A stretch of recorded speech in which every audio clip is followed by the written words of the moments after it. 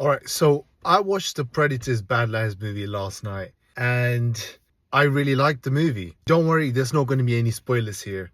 As a Predator and Aliens franchise fan, I was very excited when this movie was first announced and I couldn't wait to go see it.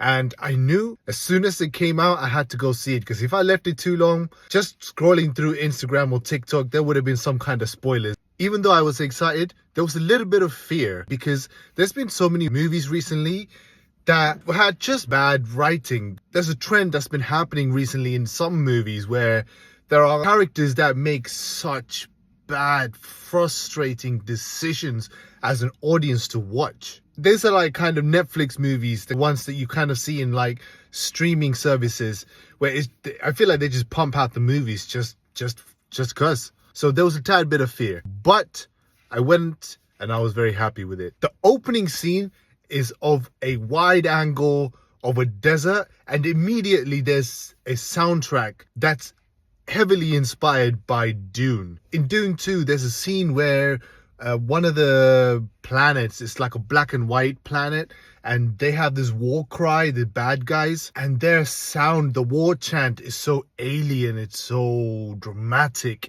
so different. First, when I witnessed it in this movie, immediately I knew that was inspired by Dune. I wasn't sure how I felt about it, but towards the end of the movie, when the character overcame all the odds and the soundtrack came, I thought it was a really good inspiration to take for the Predator character. It did sound a tad bit too similar to that, in my opinion. They should have evolved it a little bit. Obviously, it's good and all right to take inspiration from something, but you have to change it up a little bit. The action scenes were fantastic. The main character, the actor, he was wearing this alien suit, but I think they did such a good decision going with this actor because he's so energetic. He's fast, he's quick, he's powerful in his body language.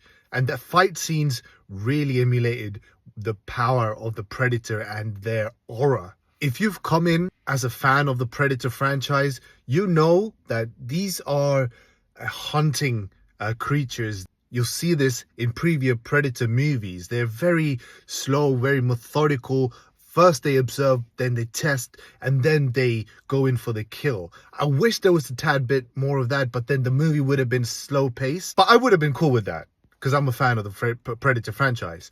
But this is a bit more action movie. And I think that's fine because the Predator is the main character. Certain things have to be changed to attract or be relatable for majority of the audiences. From the trailers, you would have also noticed that the Predators look different. In this one, they have a bit more of a reddish kind of skin tone. Obviously, they win with the design to be more relatable, but I think an acceptable explanation that can be given to that is they could have been from another part of their planet.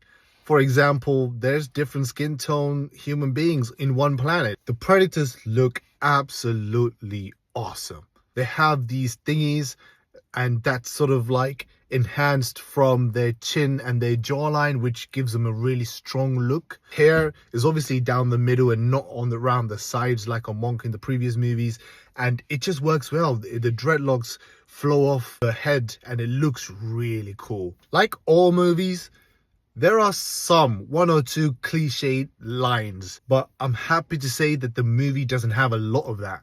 The Predator is obviously a quiet, more grunty, held back, kind of like God of War Kratos. I feel like it's certain lines that he gives could have been not said and just left with his body language action that he does in that scene. But it doesn't kill the movie. It's okay. The ending, they are clearly going for a franchise because they teased another movie and I'm very excited. So let me talk about it in a way that doesn't give you too much context. So let me just say this. In the Predator lore, the female Yautjas are bigger, stronger, and apparently a lot more aggressive than the male Yautjas. And they're the ones that make all their weapons in their culture and on their planet. So I'm extremely excited for the next installment.